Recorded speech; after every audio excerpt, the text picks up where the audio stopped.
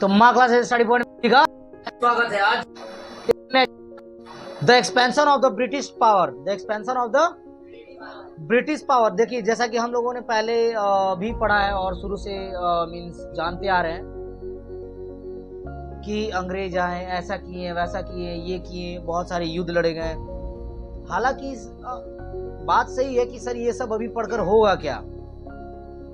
अभी बच्चों को वो चीज सिखाया जाना चाहिए जो उनके लिए सच में अभी जरूरी है। नहीं, जैसे कि वो आगे चल के जो काम करने वाले हैं उसके बारे में बताया जाए तो ज्यादा बेहतर है।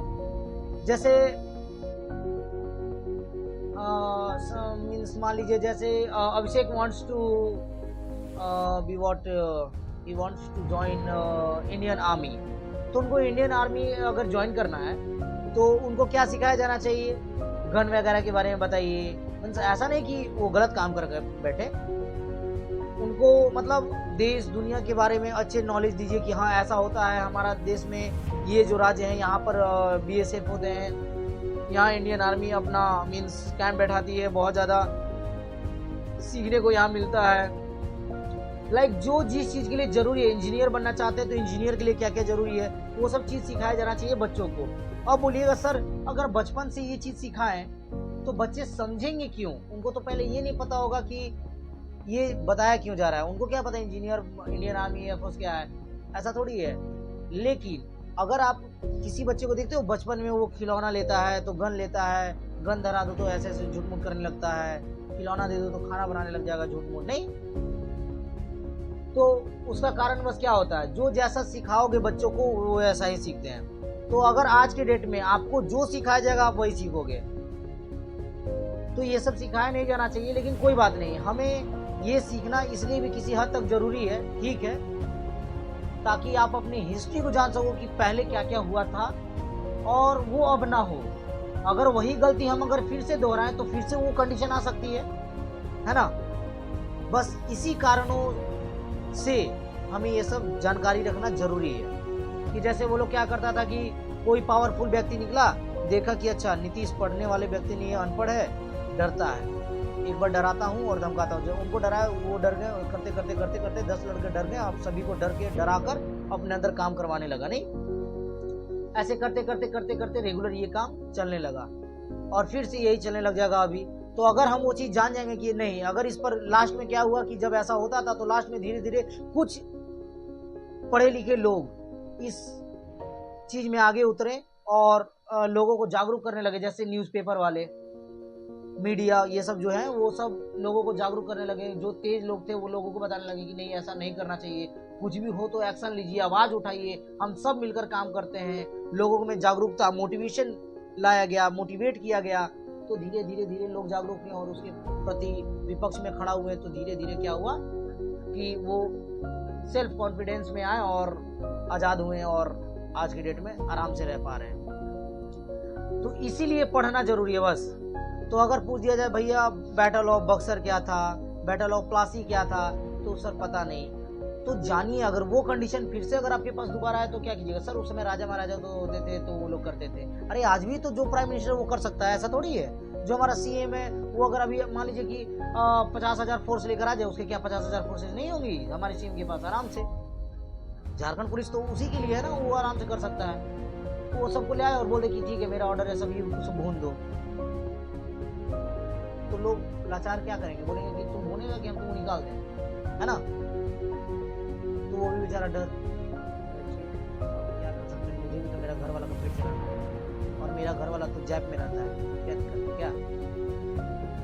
ठीक है चला दो, मेरा दुनिया चला के खत्म कर दो। तो इसको ऐसा कंडीशन ना आए इसके लिए क्या करना होगा? तो हमें जानकारी रखना होगा कि बैटल ऑफ प्लासी जो हुआ भी तो वो कैसे खत्म हुआ, क्यों खत्म हुआ। ये एग्जाम्पल दे रहा हूँ। ब्रिटिश पावर जो 200 सालों तक हमारे ये किए और फिर बाद में धीरे धीरे धीरे धीरे धीरे धीरे धीरे हम राष्ट्रीय आज़ाद हुए और आज की डेट में with the help of constitution आज हम आराम से जी रहे हैं। हमारे पास राइट है पढ़ने के, लिखने के, खाने पीने के। कोई ताकतवर है, कोई कमज़ोर भी है, तो कोई किसी को दबा नहीं सकता इन सभी चीज़ का। हॉस्पिटल जा रहे हो तो एक आईपीएस भी आया, वो भी बराबर है। मैं एक तुच्छ मनुष्य हूँ, मैं भी बराबर हूँ। जो जैसे आया वैसे ही होगा। इसमें ये नहीं कि वो IPS है तो उसका बेटा बहुत ज़रूरी है, मेरा बेटा ज़रूरी नहीं है। हम सभी के बेटे ज़रूरी हैं, हम सभी के लिए इक्वल्स राइट है। तो ये इसके लिए क्या करना होगा कि हमें जानकारी रखना होगा, है ना। इसके लिए हमें जानकारी रखना होगा, हमें इसके लिए पढ़ाई करनी होगी। प्लीज टर्न दिस साइड, चलिए इधर टर्न दिस साइड प्लीज। हाँ, टर्न दिस साइड, गुड। चलिए तो अब एक बार पढ़ना स्टार्ट करते हैं, समझेंगे जल्दी जल्दी, है ना। मैं पढ़ता जा रहा हूँ, बताता जाऊंगा, थोड़ा सा रैपिडली चलूंगा क्योंकि बहुत बड़ा कहानी है तो थोड़ा समझते चलेंगे, है ना। The expansion of the British power, जो ब्रिटिश पावर था उसके विस्तृत जो फैलाव था, जो वो कैसे कैसे फैलता गया उसका पावर, कैसे कैसे वो अपने पावर को बढ़ाता चला गया। पहले यहाँ बैठा, कैसे कहते हैं हम लोग अपने ठेठ भाषा में कि पहले बैठे के जगह फिर तनी सा पैर फैलावे के, फिर सूते के, फिर धीरे धीरे अब जहाँ तक हम सूत गए वो मेरा राज्य है ना, फिर जहाँ तक चादर बिछा दी वो सब मेरा है। वही कहानी चलता है, खत्म चीज है। वही हाल था ब्रिटिश का, ये सिस्टम ब्रिटिश से ही चलता आ रहा है। चलिए तो हम लोग इस चैप्टर में पढ़ेंगे क्या क्या, वो समझेंगे बात को।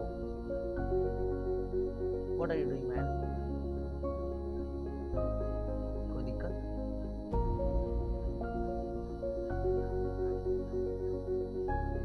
तबीयत खराब है आपका?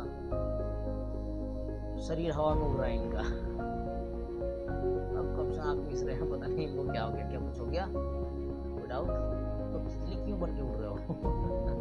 तितली नहीं बनना है। सरपंच से बात कीजिए, सरपंच क्या बोल रहे हैं? सरपंच जी क्या बोल रहे हैं आप? हाँ,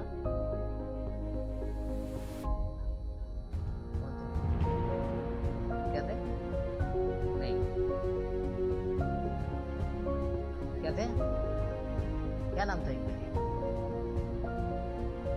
सरपंच थे ये चिपकी, और वो क्या नाम था जी? सरपंच और 100 से वो भी थे, क्या थे? जल्दी बताइए जल्दी।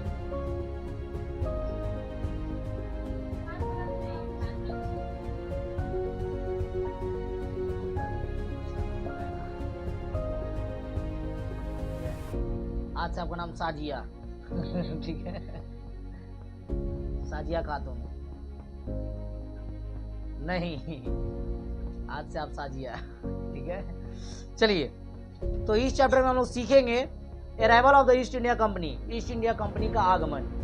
ईस्ट इंडिया कंपनी कैसे आया? ईस्ट इंडिया कंपनी के बारे में सब कुछ जानते होंगे ना, सुने भी होंगे बहुत अच्छे तरीके से। लेकिन अगर बोल दिया जाए कि 5 नंबर का क्वेश्चन है, इसको 2 पेजों में लिखना, लिख पाओगे अच्छे तरीके से? बहुत बेहतरीन तरीके से नहीं लिख पाओगे। उसके लिए जानकारी रखना होगा, बस इतना जानते हो कि हाँ सर ईस्ट इंडिया कंपनी ये था, 1600 ईस्वी में आया था, ऐसा ऐसा, बस लिख दोगे 2-4-5 पॉइंट, समझना है बात को। Growth of the British influence, wars with Mysore, wars with the Marathas, direct and indirect annexation, expansion under Lord Wellesley, second phase of the British expansion under Lord Dalhousie, structure of the British administration। चलिए आइए समझिएगा बात को। पढ़ रहा हूँ, एक para पढ़ूंगा फिर समझाऊंगा, ठीक है? सुनिएगा ध्यान से। Since ancient times, India was an important trading center. After the discovery of sea routes led to trade relation with European countries, trading companies from Portugal, Holland, England, France, Denmark set up their trading centers in different parts of the country. The place where the trading companies were set up was called as factories. These factories grew into small towns and trade was carried over in these factories. The European countries, Europe किधर है? Asia के just बगल में है ना, याद है ना, कल याद करवाया था, तो इससे आराम से आप एज्यूम कर सकते हो, अच्छा सर यहाँ पर, यहीं पर है, सब बगल बगल है ना, बस इसलिए हर चीज पढ़ना चाहिए, ठीक है? पता नहीं रहेगा तो ऐसे यूरोप जैसे बोला तो ऐसे दांत चिया रहोगे यूरोप कहाँ है, अरे सोचते रहोगे यूरोप कहाँ है, यूरोप सर बता रहे तो खाली इतना पता है यूरोप कहाँ है। अब जैसे जान गए, अगर मैं बोल रहा हूँ अभी गुजरात, दिमाग में आ गया गुजरात, आ गया ना गुजरात, मैं बोलूँ झारखंड, तो अब आपको समझ में आ गया ना कि कहाँ पर, ऊपर नीचे सब दिखने लगा, उसके अगल बगल वाला भी दिख रहा है ना। झारखंड देख रहे हो तो उसके अगल बगल वाला भी दिख रहा है कि कौन बिहार है, कौन उत्तर प्रदेश है, कौन क्या है। चलिए अब कह रहा है क्या कि the European countries began to form trading companies to trade with the east. The high profits attracted the European countries towards India and the Portuguese, and the Danish were ousted by the Britishers. Indian, French and British become the main traders in the Indian trade. अब देखिए कह रहा क्या कि प्राचीन समय में, बहुत पहले की बात है,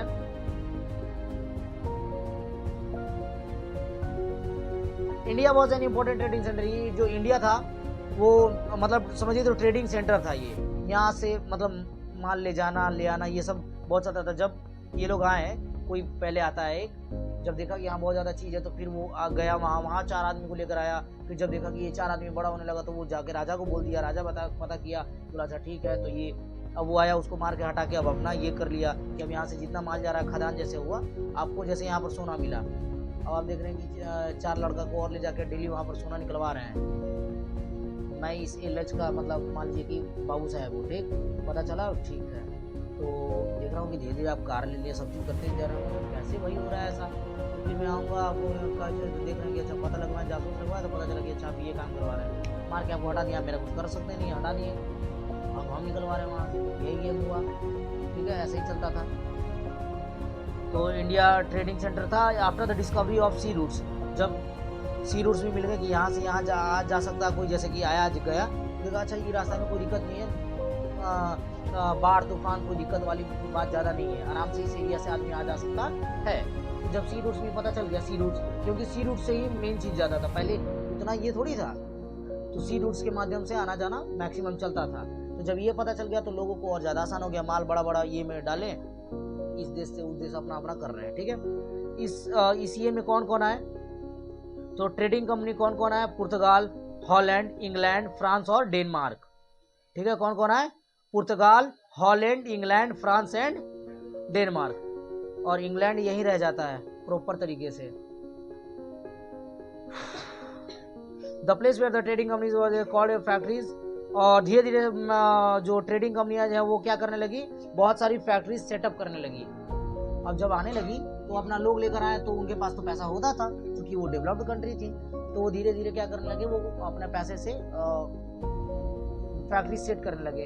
अब जो यहाँ के लोग बेरोजगार है, अगर मैं उनको 20-20 हज़ार रुपये पर मंथ रख दूँ तो वो क्यों नहीं करेंगे। Something is better than nothing. तो जब वो कुछ नहीं कर रहे थे तो जिनको मैं 20,000 दूंगा वो नहीं करेंगे। आपको लगता है, अगर मान लीजिए कि मेरे पास ही करोड़ों की संपत्ति है, मैं अगर आज से आपको बोल दूं कि आपको मैं लाख रुपए मंथली दे रहा हूं, तो आपको लगता है कि आप नौकरी की अभी भी तैयारी करोगे? और मैं मुहर मार के दे दूं कि आपको जब तक मतलब 60 साल तक, जब तक जैसे नौकरी होता है 60 सालों तक मैं आपको मतलब ऐसे ही चला दे रहूँगा, आपका लाख रुपया रहेगा और धीरे धीरे समय के अनुसार बढ़ता रहेगा। तो आपको लगता है कि आप नौकरी की तैयारी अभी भी करेंगे?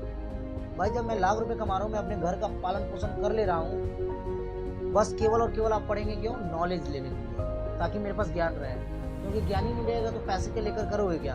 आपको मैं लाख रुपए दे रहा हूँ, आप जा रहे हैं घर, खाना पीना खा रहे हैं, मुर्गा मछली सब खाएं, रात दिन सोए, सोफा पे सोते एकदम मस्त, कमल का सूट गए, उठे सुबह काम खत्म, फिर लाख रुपए अगला महीना टेंशन में है। आज दिन कभी कोई किसी को जरूरत पड़ा 5 लाख का, उस दिन कहाँ से इंस्टेंट देंगे, बताइए, दे पाएंगे? तो अगर आपके पास बुद्धि रहेगा तो आपको ट्रेडिंग का भी नॉलेज रहेगा, आपको पैसे कहाँ फंसाने चाहिए उसका भी नॉलेज रहेगा, पैसे मैं कहाँ इन्वेस्ट करूंगा तो जो ज़्यादा मुझे प्रॉफिट देगा ये भी आपको नॉलेज रहेगा। एसआई पे दूं कि सीआई पे दूं, सीआई मुझे ज़्यादा पैसा देगा कि एसआई ज़्यादा देगा? अगर आपको पता ही नहीं रहेगा तो कोई भी जो लेने वाला या देने वाला रहेगा बेवकूफ़ बना के, अच्छा लाख रुपए दीजिए ना, आपको 2 महीना बाद दे देंगे, अब ठीक है। जब आपके पास बुद्धि रहेगा तो बोलिएगा कि अच्छा, कोई ना कोई तो ऐसा व्यक्ति होगा जो कभी दिया होगा 10 रुपया तो बोला होगा कि नहीं, अगर तुम कल हमको 11 रुपया देगा तभी हम देंगे, हुआ होगा ना ऐसा कभी? तो धीरे धीरे यही सिस्टम करते करते आज बैंक वही सिस्टम अपना लिया।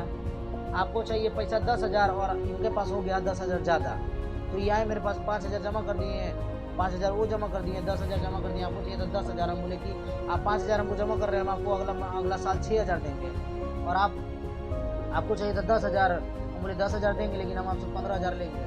15,000 बोलेंगे नहीं बहुत ज़्यादा हो जा रहा सर, नहीं लेंगे, तो बोला ठीक है, आप अपना आदमी तो 13,000, अभी बोले नहीं सर थोड़ा सा 12,500, तो कितना का बचत हुआ? 2,500, मतलब कितना, 13,500, 3,500 का प्रॉफिट हुआ। जब ही आए पैसा लेने अपना, बोले कि नहीं मेरा पैसा दे दीजिए और प्रॉफिट भी दे दीजिए, तो हम इनको इनका पैसा भी दे दिए और इनको जो 1,000 रुपया था वो भी दे दिए। अगर 3,500 में से 1,000 इनको दे भी दिए तो मेरे पास 2,500 का प्रॉफिट हुआ। अब 2,500 करते करते ऐसे हम कितने व्यक्ति से लेन देन कर रहा है बैंक वाला, है ना। तो सोचिए वो ऐसे ही बैठे बैठे क्लर्क को, पीओ को और बैंक मैनेजर को 50,000 60,000 लाख रुपए पेमेंट कर रहा है। सोच के देखिए क्यों, कैसे कर रहा है, कर क्या रहा है वो लोग, यही काम कर रहा है जो मैंने अभी आपको बताया। बैठ गया यहाँ। बैंक आपके नजर में हो गया कि बैंक ये वो संस्था है जहां हमारा काम निकलता है, हम अपने पैसे को इन्वेस्ट करते हैं जो डूबने वाला नहीं है। वही है ना, डूबने वाला नहीं मतलब क्या है, ये सब बैंक ऐसा नहीं कि जो कुछ कंपनियां हैं जैसे कि जो अभी भाग गई बहुत सारी, वो लालच लालच लालच लालच के चक्कर में कभी भी मत पड़िएगा। आइए सर, हमको 10,000 पर महीना पर साल जमा कीजिए, हम आपको 15 साल बाद 2 करोड़ रुपया देंगे। जो बोल दिया मुंह से वो कभी नहीं देगा, सिंपल सा बात है। जो बोल दिया वो कभी नहीं देगा। अगर आपके पास पावर है तो आपको झुकने की आवश्यकता कभी नहीं है, आप झुकेंगे ही नहीं। मतलब ऐसा नहीं थित्तरपनी वाला झुकने वाला काम, मतलब ऑटोमेटिकली पता चल जाएगा कि आपके पास पावर है। तो यही बैंक अपना सिस्टम अपनाया और बैठ गया एक सिस्टम लेके, एक घर ले लिया यहाँ पर।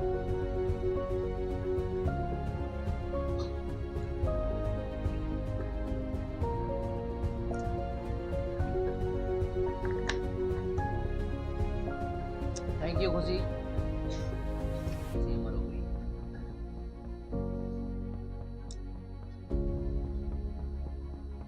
बोलिए मेरा क्यों नहीं लिए सर प्लीज।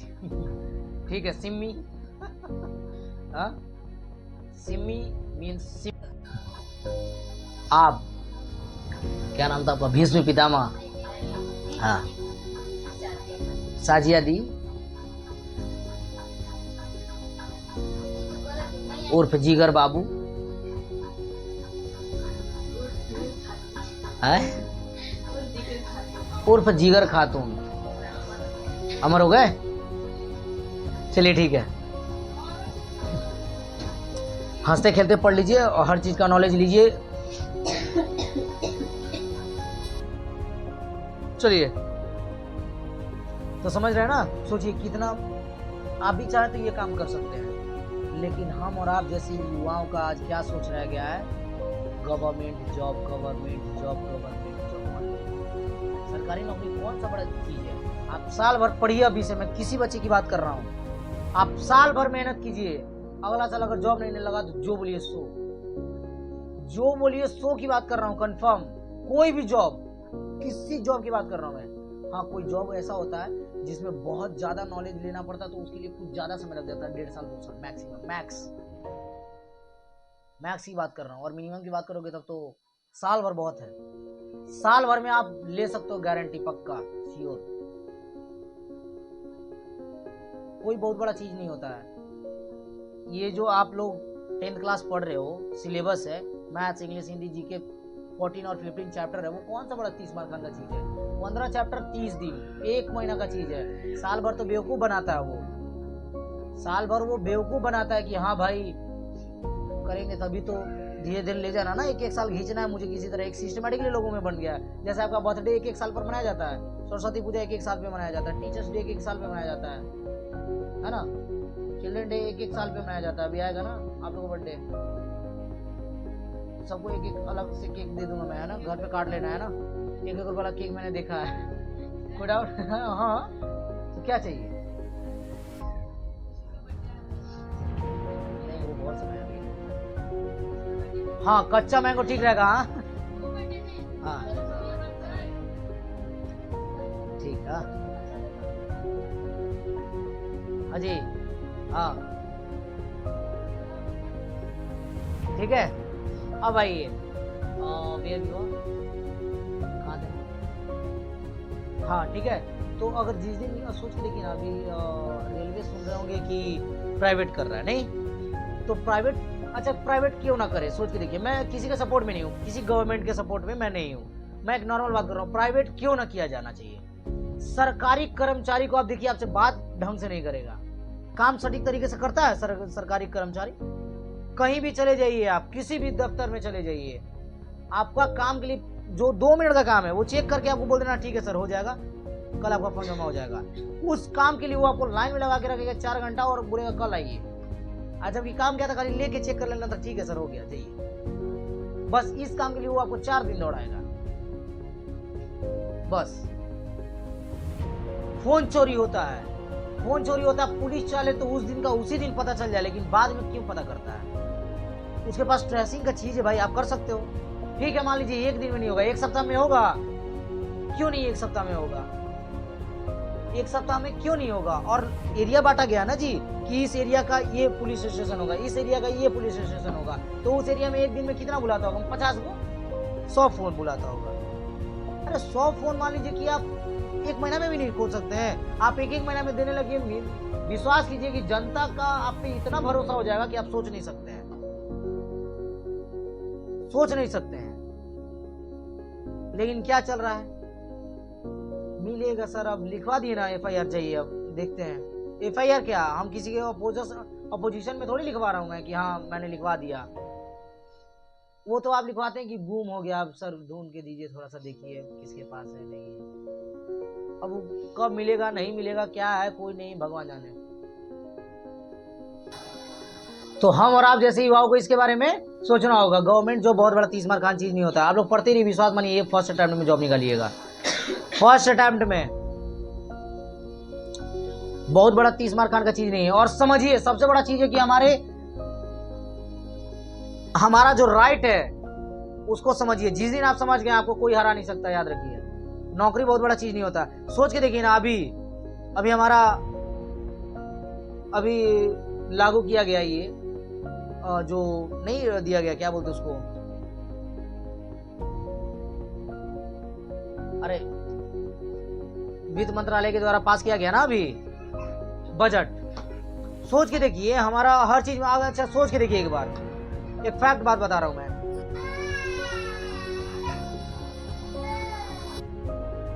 सोच के देखिए कि अभी जो बजट पास हुआ उसमें साफ साफ बताया गया कि टैक्स, मान लीजिए कि अभी हम लोग का GST 30% ऐसे करना पड़ रहा है। भाई आप GST उतना भर रहे हैं, मान लीजिए 10 रुपया आप कमा रहे हैं, कोई आदमी 100 रुपया कमा रहा है, 100 रुपया में से समझिए से 28 से 30 रुपया आप ये भर दे रहे हैं, GST भर दे रहे हैं। कुछ पैसा आप इनकम टैक्स को दे रहे हैं, कुछ पैसा आप इनकम टैक्स को दे रहे हैं। तो अगर 30 रुपया इधर दे दिए तो बचा 70 रुपया, 70 रुपया में भी कुछ पैसा दे दिए, मान लीजिए बचा 60 रुपया, 60 रुपया बचा। 100 रुपया मेरा आमदनी था, 60 रुपया बचा।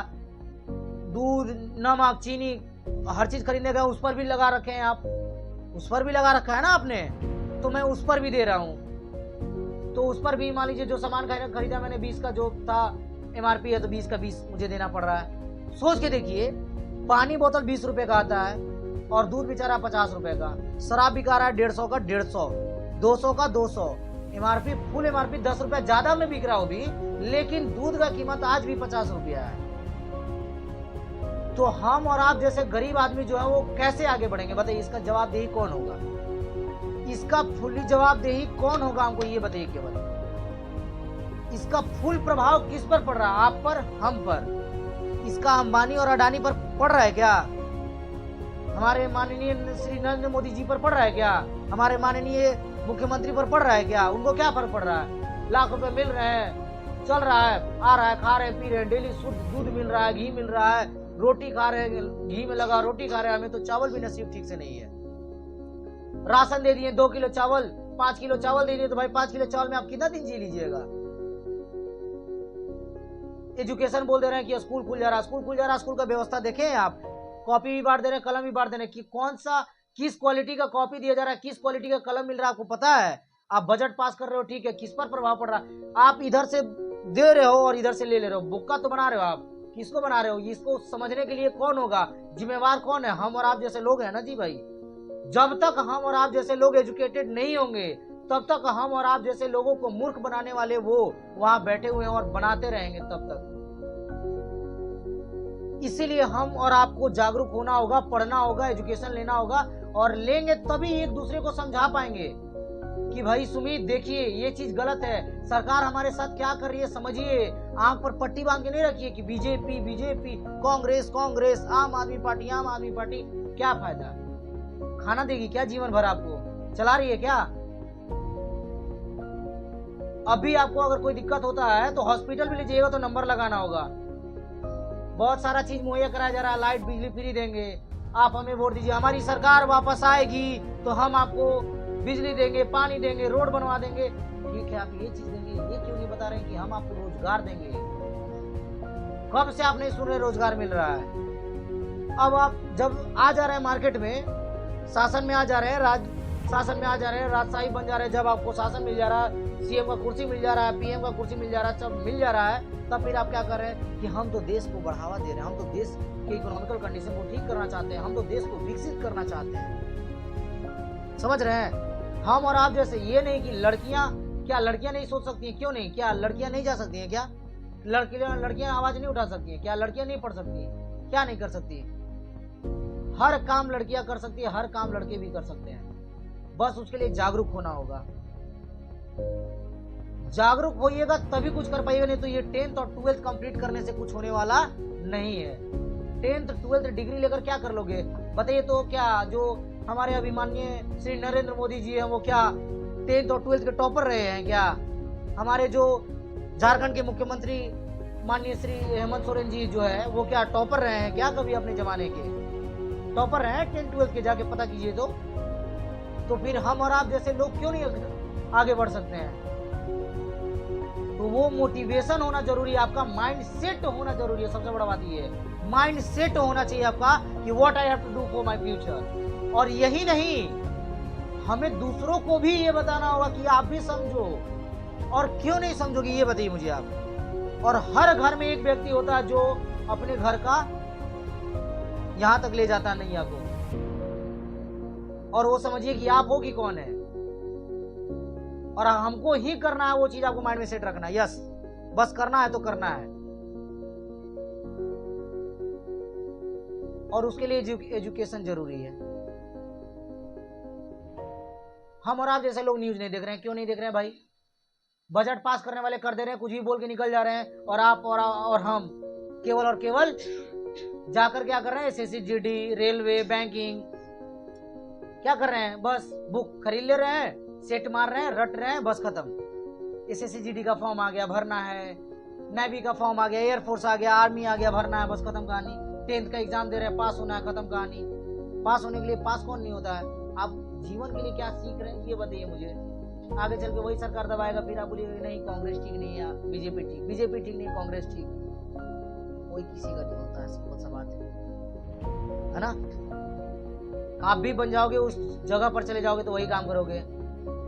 तो क्यों ना अभी से मैं माइंडसेट रखूं कि अगर मैं उस पद पर जाता हूं, मैं अगर मुझे कभी मौका मिला तो मैं वो काम करके दिखाऊंगा जो मैं सोचता हूं यहाँ पर कि ऐसा नहीं होना चाहिए था हमारे साथ। क्योंकि बाकी लोग भी तो यही सोच रहे हैं कि जो वहां जाए तो भाई हमारा साथ दे, हमारे साथ चले, हमारे दुख दर्द को समझे। तो उसके लिए कोई एजुकेटेड पर्सन होना चाहिए जो जागरूक कर सके। तो वो आप क्यों नहीं बन सकते? वो आप वो इंसान बनिए जो सामने वाले को जागरूक कीजिए कि भैया ऐसा नहीं होना चाहिए, ऐसा समझिए। जब पुलिस वाला आ रहा है और आपसे घूस लेकर चला जा रहा है और आप भी शांति से दे दे रहे हैं, तो ये उसका मन बढ़ा रहा है ना आप। और एक बार आप जवाब दीजिए, क्या चीज का पैसा ले रहे हैं आप? हम क्यों दें आपको? प्यार से बात कीजिए, जब दोबारा हो तो फिर से नहीं कीजिए। क्यों दें हम आपको? किस चीज का दें? ठीक है, तो इसीलिए एजुकेशन जरूरी है। तो आप सभी बेहतरीन तरीके से पढ़िए। का नाम यही है कि मेहनत कीजिए और पढ़ने के लिए पढ़िए, नौकरी के लिए मत पढ़िए। जब तक नौकरी के लिए पढ़िएगा नौकरी बनिएगा, जब तक नौकरी के लिए पढ़िएगा नौकर बनिएगा। जिस दिन पढ़ने के लिए पढ़िएगा, नॉलेज के लिए पढ़िएगा, विश्वास बनिए, उसी दिन से आपका लाइफ चेंज हो जाएगा। लाइफ चेंज हो जाएगा बिल्कुल। थोड़े दिन दिक्कत होगा लेकिन आगे चल के आप जीवन भर ऐश कीजिएगा। मेरा है ना वो थॉट, मेरा वो लाइन है ना, 4 साल मेहनत कीजिए, 40 साल ऐश करोगे। तो 4 साल केवल रट्टू विद्या वाला काम मत कीजिए कि 4 साल रट लेंगे और 40 साल ऐश करेंगे, वो काम नहीं। 4 साल ऐसा मेहनत कीजिए कि 40 साल में मेरे पास नॉलेज भी रहे, 40,000 लोगों का मदद भी कर सके और 40 साल तक ऐश भी करें। और दुनिया में सबका मदद कीजिएगा, गरीब का तो कभी भी, जो लाचार हो, यहाँ की जो ऐसा आया कि भैया 5 रुपये दे दीजिए, बिल्कुल नहीं। उनका मन का बढ़ावा नहीं देना है। जो एबल नहीं है, जो कुछ कर ही नहीं सकते, लाचार है एकदम, उनका सहायता कीजिए। ठीक है, आप सभी में वो दयालुता का भाव होना चाहिए।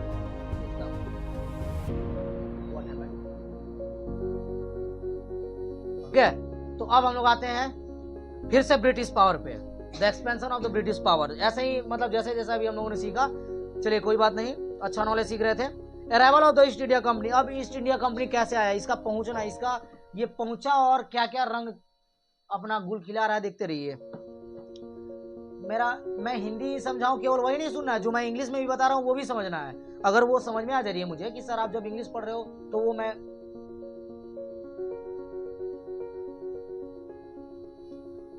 स्टार्ट करें, चलिए अब सुनिए। Arrival of the east India company, the east India company was started by a group of merchants who received the grant from queen Elizabeth first, Elizabeth प्रथम, जो रानी एलिजाबेथ प्रथम थी, इन 1600। कब? हाँ, तो इसीलिए कहा जाता है कि ईस्ट इंडिया कंपनी सबसे पहले कब ये में आई थी, 1600 ईस्वी में, 1600 ईस्वी में। कब आई थी? कब आई थी? आप सभी को जानना जरूरी है, इट्स यो ना। हाँ, आप सभी को जानना जरूरी है, याद रखिए। कभी भी बातचीत होगा, दुनिया के किसी कोने में रहेंगे, गांव भी गए, बातचीत स्टार्ट हुआ, ईस्ट इंडिया कंपनी बताना स्टार्ट करेंगे तो सामने वाला सुन के दंग रह जाएगा, वो मतलब भैया में पावर है, नहीं भैया जानकार है। आप ही कोई पढ़ रहा है, आप लोग ईस्ट इंडिया कंपनी पढ़ रहे हो, क्या जानते हो ईस्ट इंडिया कंपनी के बारे में, क्या जानते हो भैया? अभी तो पढ़ना स्टार्ट किए, बेवकूफ बना रहे हो। इतने साल से 1 साल होने वाला, अभी एग्जाम होगा, ईस्ट इंडिया कंपनी के बारे में नहीं पता, जैसे इन जैसे लड़कों का 1 साल होने को पता नहीं है, तो इनको आप बोल सकते हो। जो लड़के पीछे भागेंगे जब तक पढ़ाई से, कभी जीवन में नहीं सीख पाएंगे। सीखने का चाह हमेशा रखिए, हमेशा आगे बढ़िएगा, खत्म सा बात है, ठीक है? सीखने का चाह हमेशा रखिए।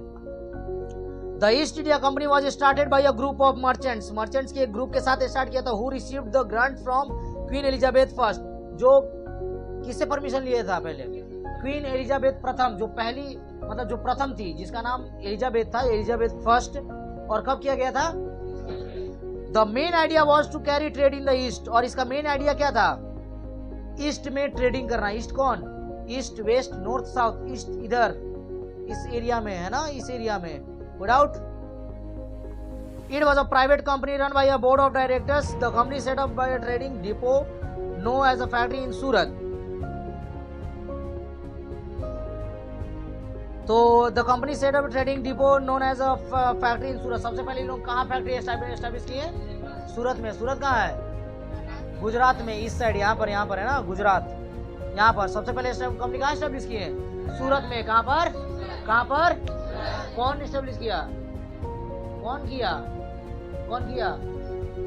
कौन किया? कौन किया?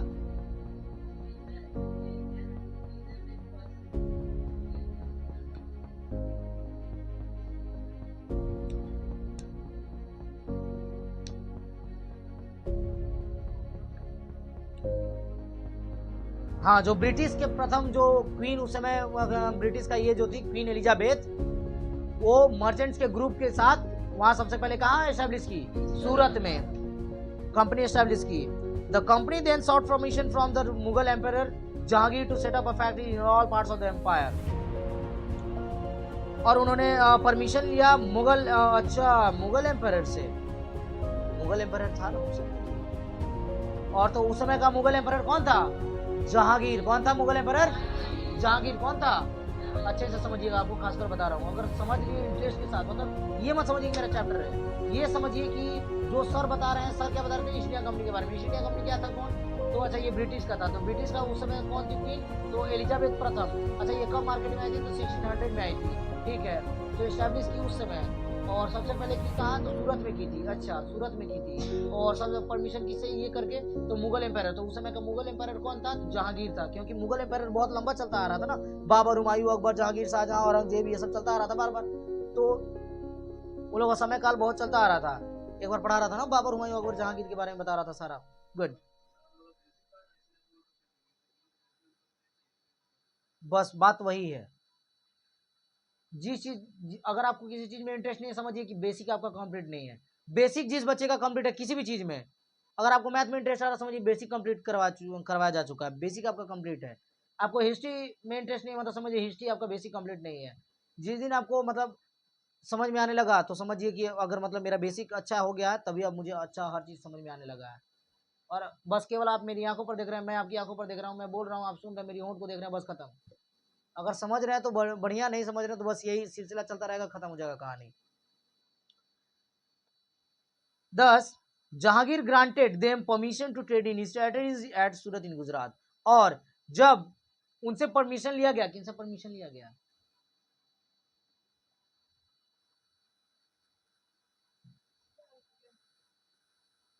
किससे? लाउडली बोलिए, और लाउडली। अरे बीमार नहीं हो आप, और लाउडली बोलिए। हाँ, जहांगीर। क्या? Jahangir, Mughal empire Jahangir to set up factories in all parts of the empire. और उसके बाद क्या किया कि जहांगीर क्या कर दिया? ग्रांट कर दिया, ठीक है आप फैक्ट्री एस्टैब्लिश कर लो। Granted them permission to trade in his territories at Surat in Gujarat. Gujarat के सूरत में अपने टेरिटरी में उन्होंने अलाउ कर दिया कि ठीक है आप एस्टैब्लिश कर लो। ठीक है, तो सबसे पहले ईस्ट इंडिया का ये जो एलिजाबेथ थी, क्वीन एलिजाबेथ जो ब्रिटिश थी, वो सबसे पहले कहाँ एस्टैब्लिश की कंपनी को? सूरत के, गुजरात के सूरत में। On the west coast, Hooghly in Bengal in the east, these and the other location on the peninsula became centers of international trade in spices, cotton, sugar, raw silk, salt, Peter calico and Indigo. Indigo बोले तो बहुत सुंदर। ठीक है, Indigo का बहुत ज्यादा अभी प्रचलन होगा अभी। ठीक है, इंडिगो का बहुत ज्यादा, क्योंकि इंडिगो का जो जहाँ खेती होता था वहां क्या हो जाता था फिर? वेरी गुड, वो बैरन हो जाता था पूरा बंजर, फिर दूसरा नहीं हो पाएगा। ठीक है, नहीं हो पाता था। चलिए, तो however the Dutch dominance collapsed with their defeat against the English in the Battle of Bedra in 1759। Dutch क्या हुआ कि collapse with their defeat against the English. English किसको बोला जा रहा है? ब्रिटिश को। ठीक है, इन द बैटल ऑफ बेदरा। और इन दोनों का कौन सा बैटल ये कहलाया? बैटल ऑफ बेदरा। ठीक है, और कब हुआ था ये? 1759 में। 1600 से चल रहा था, ठीक है, 1759 में पहला बैटल हुआ। 1759 में पहला बैटल हुआ। Where is pencil? Thank you. Dutch, Dutch किसको बोला जाता है? डच कहाँ के लोगों को बोला जाता है?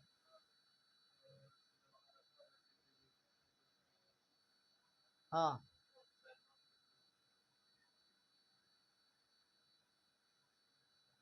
आप बताइए। तो अभी भी डच बोलते होंगे। ठीक, फर्स्ट में आप ही बोले थे ना पहले, आप देखा था कि बोले, क्या आपको पता था? तो डच और इंग्लिश, अंग्रेज, ब्रिटिश में सबसे पहला बैटल कौन सा हुआ? बैटल ऑफ बेदरा इन 1759, 1759 में, 160 साल बाद। इन 1691, 1691 में, पीछे चले जाइए, इन 1691 जब 1600 में एस्टैब्लिश की, 1691 91 साल बाद, 90 साल बाद, मतलब 91 में, 91 में the British were granted a farman by Aurangzeb which exempted by the British company from paying custom duties in Bengal. ये पे करने का बात किया किससे? औरंगजेब से, British. The Mughal empire Farrukh Siyar, पहले यहां कर दे रहा हूं। In 1691 the British were granted a farman by Aurangzeb which exempted with the British company from paying customs duties in Bengal. ये क्या कर दिया ना कि ब्रिटिश कंपनी को क्या कर दिया, ये फरमान जारी किया औरंगजेब कि ठीक है, इनको कोई मतलब एक्स्ट्रा ऑर्डिनरी पे नहीं करना होगा। ठीक है, पे नहीं करना होगा, फिर बाद में ये लगा देगा कि हाँ पे करना होगा। इन 1717 मतलब 1717 में, इन 1717 द मुगल एम्पायर फारूक सियार, द मुगल एम्पायर जो 1713 से 1719 तक बना था, granted the British brought silver bullion and copper to pay for transaction in the early years of their trade with the Indian merchants. आप इंडिया से जब ये कर रहे हो तो फारूक सियार ने, मुगल एम्पायर जो फारूक सियार था, जो कि 1713 से 1719 तक बना हुआ था, उसने ग्रांटेड किया कि आपको सिल्वर और कॉपर दोनों को मतलब ट्रांजैक्शन के रूप में आपको क्या करना होगा, पे करना होगा। कुछ सालों तक ऐसा चलता रहा, कुछ सालों तक ऐसा। अब आता है the French found the French East India company. The French found French East India company, French लोगों ने क्या किया, फ्रेंच ईस्ट इंडिया कंपनी ये किया to compete with the British and the Dutch. जो French the French East India company to compete with the British and the Dutch, it came later in 1664। फिर से क्या हुआ कि फ्रेंच, डच और British के साथ मिलकर ये मार्केट में फिर से कब आया, 1664 में। It came later in 1660। They also tried to establish themselves in India and founded their factory at Puducherry, जो कि पौंडीचेरी था पहले, on the Coromandel coast. The French set up centres near Madras, Chennai, Chennai के पास इन्होंने अपना सेंटर सेट किया। And Chandernagore on Hooghly to trade with India. Hooghly नदी कहाँ है, कोलकाता, यहां पर, ठीक है।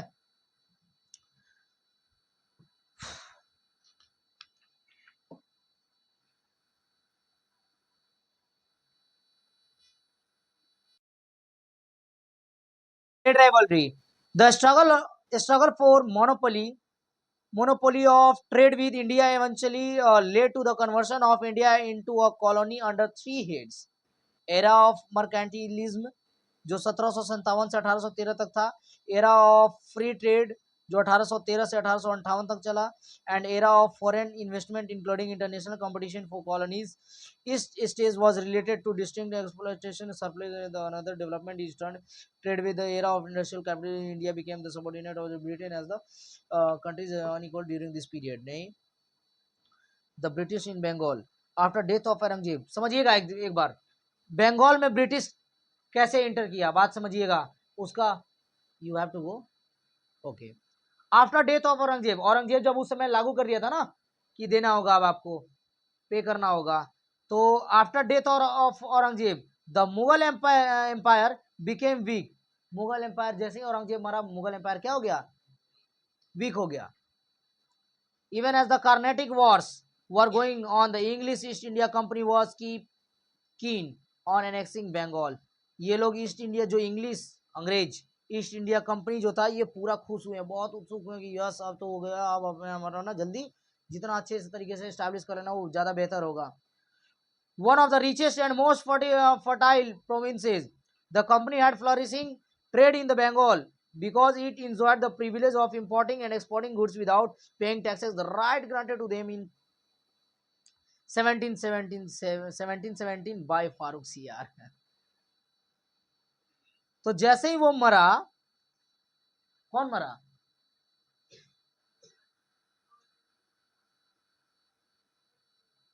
जैसे ही औरंगजेब मरा तो इंग्लिश ईस्ट इंडिया कंपनी जो थी वो पूरा खुश हो गई, उत्सुक हुई कि अब हमें टैक्स वैक्स पे नहीं करना होगा, अब हमें जो भी इंपोर्ट एक्सपोर्ट का काम है वो हम आराम से कर सकते हैं, है ना, वो हम कर सकेंगे। कौन सोचा, east India company. East India company कौन था,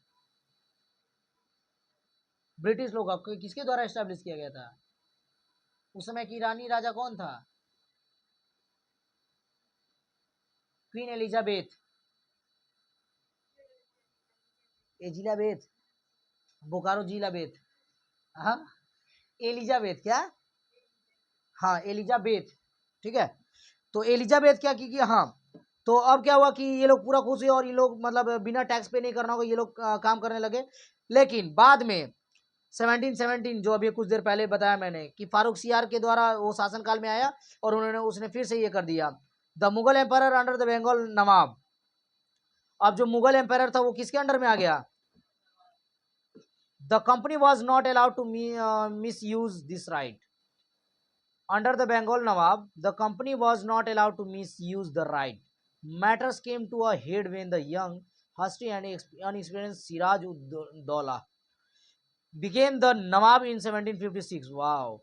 He tried to enforce the trade taxes. अभी जो मैंने पढ़ा, क्या पढ़ा बताइए आप, किसी आदमी का नाम लिया, किसी कंपनी का नाम लिया अभी मैंने, कोई दौला करके एक कंपनी था, किस किस कंपनी का?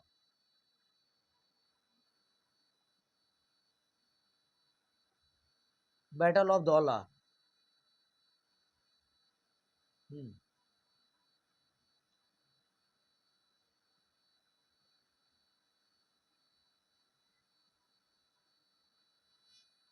चलिए ठीक है, यहाँ तक हमने सीखा।